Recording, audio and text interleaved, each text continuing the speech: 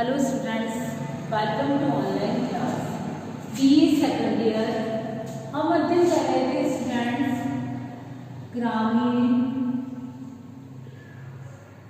शक्ति संबंध एवं शक्ति संरचना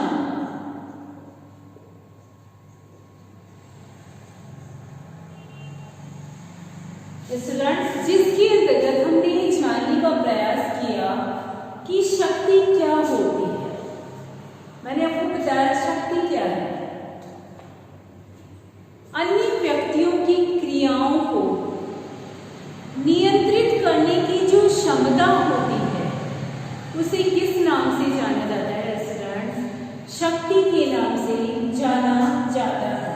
तो इस रूप में हमने मैक्स वेबर, हार्टन एवं हंट इत्यादि की परिभाषाओं का अध्ययन करते हुए ये निष्कर्ष निकाला कि शक्ति किसी भी व्यक्ति की वह क्षमता मानी जाती है जिसके द्वारा वह अन्य व्यक्तियों को या अन्य व्यक्तियों की क्रियाओं को नियंत्रित करने की क्षमता रखता है।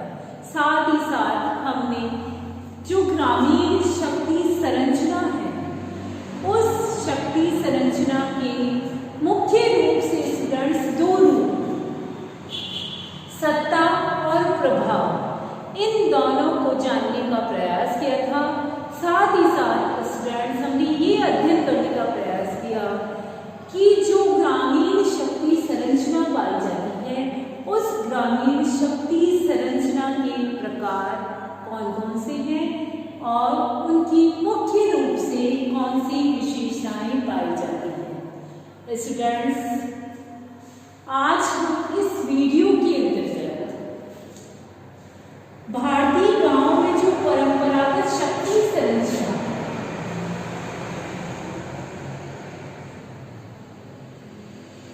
भारतीय गांव में परंपरागत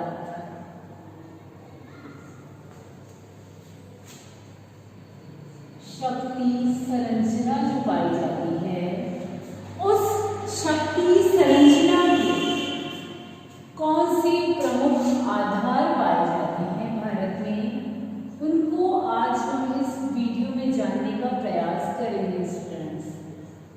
स्टूडेंट्स, वैसे तो हम जानते ही हैं और मैं आपको हर बार बताती हूँ कि हमारे भारत देश की जो लगभग 70-72% जनसंख्या है वो ग्रामीण क्षेत्रों में निवास करती है और वहाँ पर शक्ति संरचना के अलग अलग रूप पाए जाते थे।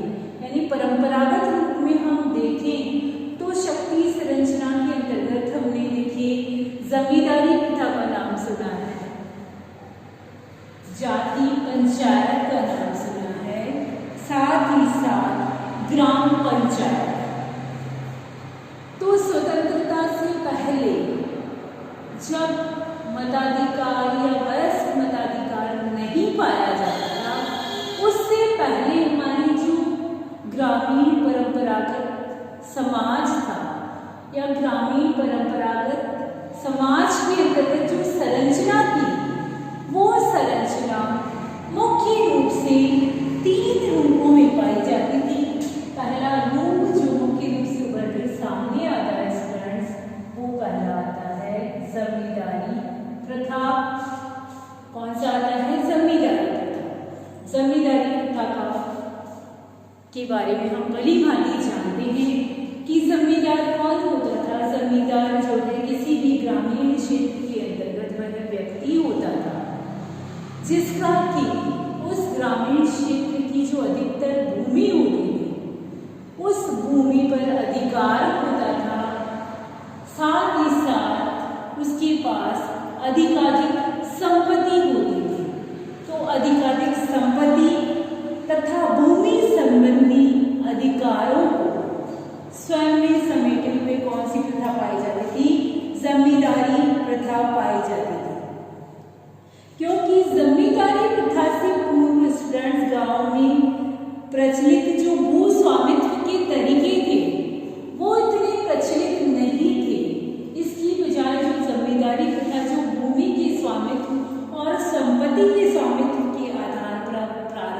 हुई, उस जमींदारी प्रथा को अत्यंत ही महत्वपूर्ण माना जाता था, जो कि मुख्य रूप से परंपरागत शक्ति संरचना का मुख्य आधार मानी जाती थी।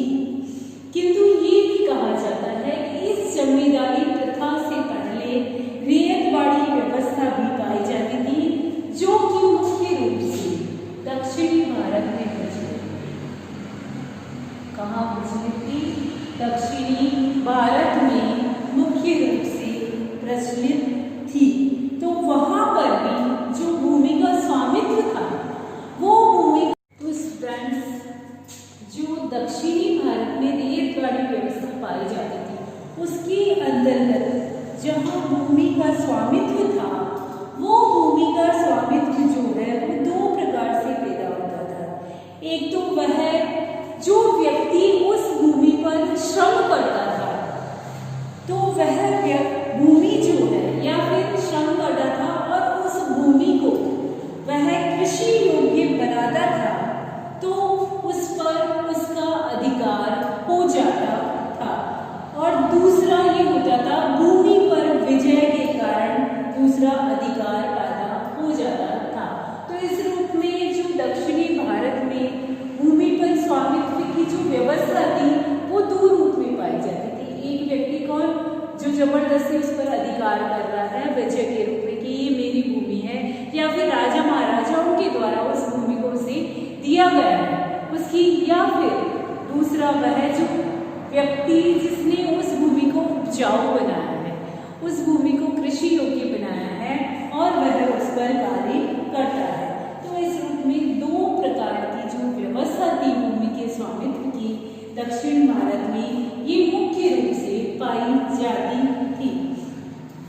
किंतु भूमि के स्वामित्व के आधार पर यदि हम देखें स्टूडेंट्स, तो देखते हैं कि हम दक्षिणी भारत में जहाँ रेतवाड़ी जमींदारी व्यवस्था का प्रमुख रूप से प्रभाव था, वहां पर उत्तर भारत के अंतर्गत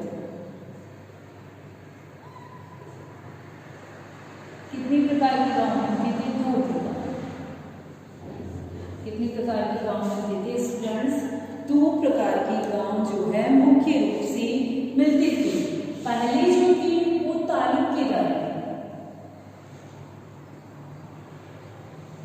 या जमींदारी वाले, जैसा कि मैंने आपको बताया था, भूमि पर स्वामित्व, संपत्ति पर स्वामित्व जो है जिसका है वही जमींदार या तालुकेदार कहलाता था। यानी गांव की लगभग जो सारी भूमि है जिसके अधीनस्थ होती थी, जिसकी अंडर में होती थी, वही वहां का जमींदार या तालुकेदार होता था। और गांव के जो दूसरे लोग होते थे जिनका भूमि पर स्वामित्व नहीं होता था, उन्हें क्या कहा जाता था? रेयत कहा जाता था। क्या कहा जाता था? रेयत कहा जाता था। यानी तालुकेदार या फिर जमींदार जो था वो तो भूमि पर क्या रखता था? अपना स्वामित्व रखता था, और जो दूसरी प्रजा थी जिनका की भूमि पर स्वामित्व नहीं था, उसे या तो प्रजा कह लीजिए या फिर रेयत के नाम से संबोधित किया जाता था। तो जिन्हें केवल क्या अधिकार था? खेती करने का ही अधिकार था। यानी भूमि तालुकेदार या जमींदार जिसकी भी भूमि है, उस पर वह प्रजा रेत जो था वो केवल उस पर क्या कर सकता था? खेती ही कर सकता था। और खेती करके जमीन भी किसकी? जमींदार की या तालुकेदार की? खेती रेयत कर रहा है, बट फिर भी उस पर जो उत्पादन हो रहा है उससे संबंधित जो लगान के रूप में उस जमींदार या तालुकेदार को एक निश्चित लगान की भरपाई जो है उस रेयत या प्रजा को करनी पड़ती थी। साथ ही साथ जो चारागाह भूमि होती थी, यानी ये कह लीजिए आप जो सार्वजनिक स्थल होते थे, जैसे चारागाह भूमि होती थी, बाग बगीचे होते थे, या फिर जो सार्वजनिक तालाब होते थे, उन सब का प्रयोग करने का अधिकार भी रेयत या प्रजा को नहीं होता था। इसकी बजाय वो इसका जो अधिकार था इनको प्रयोग करने का, सार्वजनिक स्थलों को उनको प्रयोग करने का अधिकार जो है जमींदार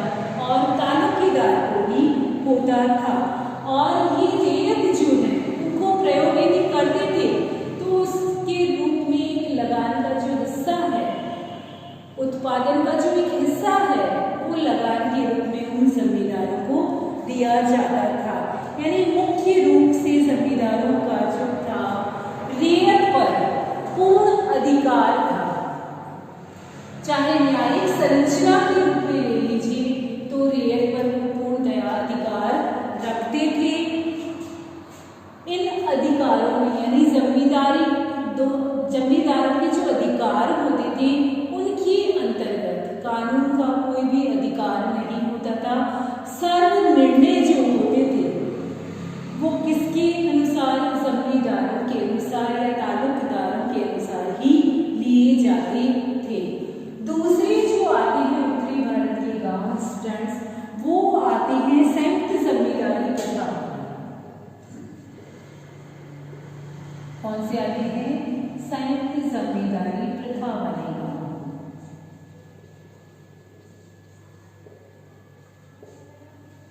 इसके अंतर्गत क्या होता था? सामूहिक जमींदारी प्रथा में वहां सभी भूमिदार जो होते थे वो थोकों में बटे हुए थे। किस में बटे हुए थे? क्या बोले थे? थोक। यानी एक जो हिस्सा होता था जमीन का वो किसी एक व्यक्ति के हिस्से में जो आता था उन्हें क्या कहते थे? थोक कहते थे, या फिर क्या कहते थे? लंबरदार कहते थे। क्या कहते थे? लंबरदार। ये लंबरदार या थोक जो होते थे ये क्या करते थे? ये सभी उस पर खेती करने का कार्य करते थे। यानी इस रूप में सामूहिक रूप से उस जमीन पर सभी का अधिकार पाया जाता था। और यहाँ पर शक्ति की जो एक स्वतंत्र इकाई है उस स्वतंत्र इकाई के रूप में माना जाता था। यानी जो भी गांव के किसान होते थे या फिर सेवा करने वाली जो जातियां होती थी वह जातियां और व्यापारी भी एक थोक के रूप में बटे हुए थे और उन पर थोक की ही सत्ता होती थी। तो इस प्रकार से संयुक्त जमींदारी वाले जो गांव पाए जाते थे उसके अंतर्गत शक्ति की एक इकाई नहीं होकर बहुत सारे इकाइयां थे। जितने थोकों में बटे हुए हैं उन सबका सामूहिक संपत्ति पर अधिकार होता था। इन इकाइयों के जमींदारी से संबंधित कई अधिकार होते थे और वे भूमि से लगान तथा साथ ही साथ मकान से टैक्स वसूली का कार्य भी करते थे। और अपनी जो चरागाह भूमि होती थी उस भूमि को अन्य लोगों को या अन्य जनता में बांट भी सकते थे। तो इस प्रकार से क्या होता था? इन पर संयुक्त जमींदारी प्रथा का प्रभाव जो है मुख्य रूप से पाया जाता था। क्यों? और संयुक्त जमींदारी प्रथा के साथ साथ यहाँ पर एक ऐसी संस्था होती थी जिसका कि भूमि स्वामी परिवारों के वयोवृद्ध व्यक्ति, निम्न जाति के सेवक, पटवारी तथा चौकीदार जो होते थे गांव के, उन सभी के जो मुखिया होते थे उनको मुख्य रूप से सामूहिक संपत्ति जो है वो दी जाती थी। स्टूडेंट्स, भारतीय ग्रामीण या फिर भारतीय गांव में परंपरागत शक्ति संरचना का योगेंद्र सिंह के अनुसार जो दूसरा मुख्य आधार आता है स्टूडेंट्स, वो आता है, पहला भी कौन सा पढ़ा था? जमींदारी प्रथा। पहला आधार कौन सा था? योगेंद्र सिंह के अनुसार जमींदारी प्रथा। दूसरा मुख्य आधार जो आता है स्टूडेंट्स वो आता है ग्राम पंचायत तथा शक्ति संरचना।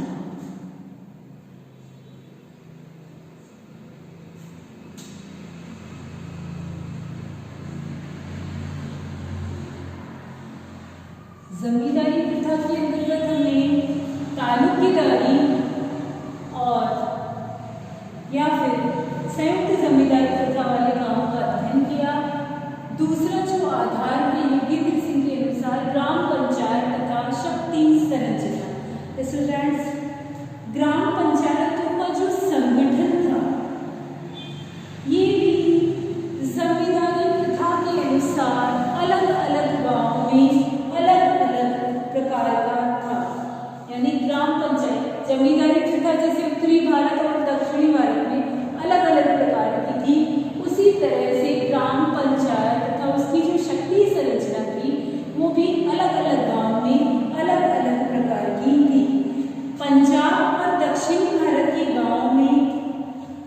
थी स्टूडेंट्स? एक गांव पंचायत होती थी, या फिर जिसे क्या बोलते थे, ग्राम पंचायत भी बोल सकते थे। इसके क्या अधिकार होंगे, इसके सदस्य कौन कौन से होंगे, ये सब जो है लगभग तय होता था, क्योंकि वहां पर ग्राम पंचायत या गांव पंचायत जो होती थी आनुवंशिकता के आधार पर गठित होती थी, यानी आनुवंशिकता के आधार पर बनी होती थी। इसीलिए उसके अधिकार भी जो है फिक्स थे, निर्धारित थे। साथ ही साथ उसके सदस्यों की संख्या या उसके जो सदस्य होते थे वो भी निर्धारित ही होते थे कि उनके सदस्य कौन होंगे तथा उनके जो अधिकार हैं वो क्या क्या होंगे। ग्राम पंचायत में विभिन्न थोकों के नंबरदार, तालुकेदार के ठेकेदार तथा साथ ही साथ पंचायत में वयोवृद्ध व्यक्ति जो होते थे वो चौकीदार होते थे, यानी नंबरदार और तालुकेदार तो होते ही थे। साथ ही साथ सबसे जो वृद्ध व्यक्ति होता था वह वृद्ध व्यक्ति जो था वो उस ग्राम पंचायत का या गांव पंचायत का कौन होता था, चौकीदार होता था। ये ग्राम पंचायतें जो होती थी या ये ग्राम पंचायतें जो होती थी, गांव में किस प्रकार के कानून होंगे, ये कानून किस प्रकार से और कैसे कार्य करेंगे, इन सब का जो निर्धारण है वो सब ग्राम पंचायतों के अनुसार ही होता था। यानी उन ग्राम पंचायतों में कानून व्यवस्था को बनाए रखने का कार्य जो होता था उन गाँव में वो कौन करता था, ग्राम पंचायतें या गांव पंचायतें ही करती थी। या फिर ग्राम पंचायतें जो होती थी मुख्य रूप से एक कार्य और करती थी, विभिन्न जो जाति पंचायतें होती थी उन जाति पंचायतों के विरुद्ध जो अपील सुनने का कार्य था वो अपील सुनने का कार्य भी किसके द्वारा किया जाता था, ग्राम पंचायतों के द्वारा ही किया जाता था। या फिर जो जमींदारी प्रथा विभिन्न थोकों में बटी हुई, विभिन्न टुकड़ों में बटी हुई, उनके अलग अलग नंबरदार थोकदार होते थे। उन थोकों के जो भूस्वामी होते थे उन भूस्वामियों की शिकायतें सुनने का कार्य भी कौन करता था, ग्राम पंचायत ही करती थी। यानी जमींदारी से संबंधित जो भी व्यवस्थाएं होती थी उससे संबंधित जो अपील करने का अधिकार किसमें होता था, ग्राम पंचायत में होता था। और ग्राम पंचायत जमींदारी या थोकों के अनुसार कार्य करने का या थोक के जो स्वामी होते थे उनकी अपील सुनने का, साथ ही साथ जाति पंचायत की अपील सुनने का कार्य भी कौन करता था, ग्राम पंचायत ही करती थी। ये तो स्टूडेंट्स हम देखते हैं वास्तव में देखा जा रहा है कि ग्राम पंचायतें जो है सर्वोच्च मानी जा रही है। विभिन्न जाति पंचायतों की अपील सुन रही है, थोकों की स्वामियों की अपील सुन रही है, लेकिन सैद्धांतिक रूप से यदि हम इन ग्राम पंचायतों को देखें तो ग्रामीण शक्ति संरचना जो है उसके अंतर्गत ये क्या करती थी, सर्वोच्च स्थान रखती थी। किंतु वास्तविक व्यवहार में इनका प्रभुत्व थोकों के स्वामियों के साथ साथ इधर उधर खिसकता रहता था।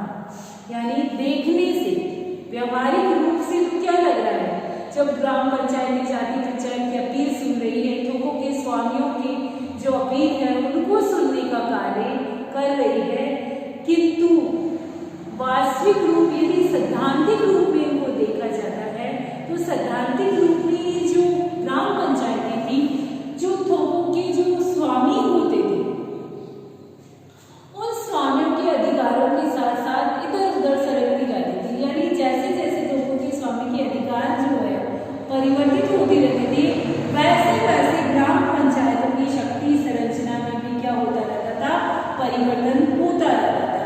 इस प्रकार से सामान्यतः जो ग्राम पंचायतें थी वो किस अवस्था में रहती थी, सुषुप्त अवस्था में रहती थी। यानी सुषुप्त का मतलब शांत अवस्था में रहती थी, लेकिन जब इनकी जरूरत होती थी तो ये अपनी भूमिका निभाने में किसी तरह की कोई भी कमी नहीं रखती थी।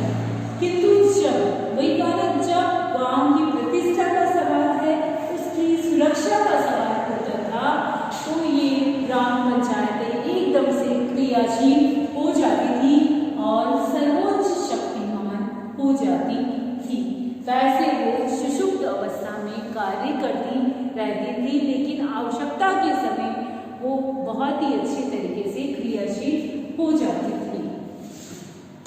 योगेंद्र सिंह के अनुसार तीसरा ग्रामीण शक्ति संरचना का जो तीसरा आधार आता है वो आता है जाति पंचायत। कौन सा आता है स्टूडेंट्स? जाति पंचायत तथा शक्ति संरचना। यानी जब जाति का प्रभुत्व महत्वपूर्ण रूप से पाया जाता था, यानी संपूर्ण भारतीय गांवों में जाति पंचायतें जिस समय शक्ति का महत्वपूर्ण स्रोत मानी जाती थी, उस समय जाति व्यवस्था को सुरक्षा प्रदान करने का कार्य जो है जाति पंचायतों ने ही किया। यानी जब वर्ण व्यवस्था से पूरी व्यवस्था जाति व्यवस्था में परिवर्तित हुई और जाति व्यवस्था को स्थिर रूप में बनाए रखने का जो कार्य किया वो जाति पंचायत ने ही किया, क्योंकि जाति पंचायतों के मुखिया होते थे स्टूडेंट्स, उनकी कार्यकारिणी होती थी, साथ ही साथ जो उच्च और निम्न जातियां होती थी उनके लिए अलग अलग चरीदार यानी संदेश वाहक भी होते थे। कौन होते थे? चरीदार यानी संदेश वाहक होते थे।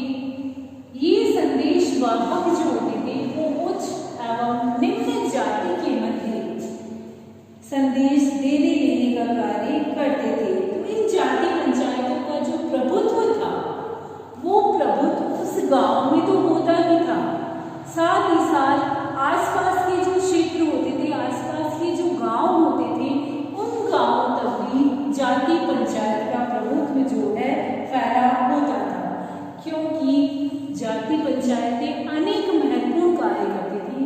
विवाह से संबंधित जो नियम है उन नियमों का निर्धारण करने का कार्य भी जो है जाति पंचायतों के द्वारा ही किया जाता था। साथ ही साथ यदि जाति से संबंधित किसी प्रकार के कोई नियम है और कोई व्यक्ति यदि जाति के नियमों का उल्लंघन कर देता है तो दंड देने का कार्य, जाति से बहिष्कृत करने का कार्य, ये सब कार्य भी किसके द्वारा किए जाते थे? जाति पंचायत के द्वारा ही किए जाते थे। यानी जमींदारी प्रथा का जब उन्मूलन हुआ तो जमींदारी प्रथा के उन्मूलन के पश्चात जो जाति पंचायतें हैं उन जाति पंचायतों का स्वरूप जो है धीरे धीरे कमजोर पड़ने लग गया। किंतु स्टूडेंट्स वर्तमान में भी हम देखते हैं, चाहे सामाजिक आर्थिक राजनीतिक कैसे भी कार्य हो, वर्तमान में भी अभी चुनाव के समय हमने देखा तो जाति का जो प्रभुत्व है वो अभी भी वर्तमान में भी बना हुआ है। और स्पेशली ये चुनावों के समय जो जाति का प्रभुत्व है या जाति पंचायतों का प्रभुत्व है वो हमें अब भी दिखाई देता है, क्योंकि मताधिकार के समय हम देखते हैं किसी जाति समूह के निर्णय भी बड़ी सीमा तक अपनी जाति के लिए ही होते हैं। यानी मताधिकार यदि दिया जा रहा है तो जाति उसमें एक साथ संगठित होकर उस मताधिकार को प्रभावित करने का प्रयास करती थी। तो इस तरह से भारत की जो ग्रामीण शक्ति संरचना है परंपरागत, उसमें जाति पंचायत अपनी महत्वपूर्ण भूमिका निभाने का कार्य करती थी। तो इस तरह से ग्रामीण शक्ति संरचना जो है उनका निर्माण जो है किससे होता था? वैसे तो बहुत ही सीमित लोगों से इनका निर्माण होता था, किंतु गांव पंचायतों के माध्यम से तथा साथ ही साथ शक्ति के विकेंद्रीकरण के प्रयास की वजह से, यानी शक्ति का जो विकेंद्रीकरण हो जाता था उस जाति पंचायत के अंतर्गत, उसकी वजह से स्वतंत्रता से पहले ग्राम पंचायतें जो है व्यावहारिक रूप से कार्य करती रहती थी। यानी वैसे तो वो कार्य करती थी, लेकिन उस समय जो हित साधना होती थी वो जमींदारों की ही होती थी। यानी जमींदारों की भलाई के अनुसार ही ग्राम पंचायतें और जाति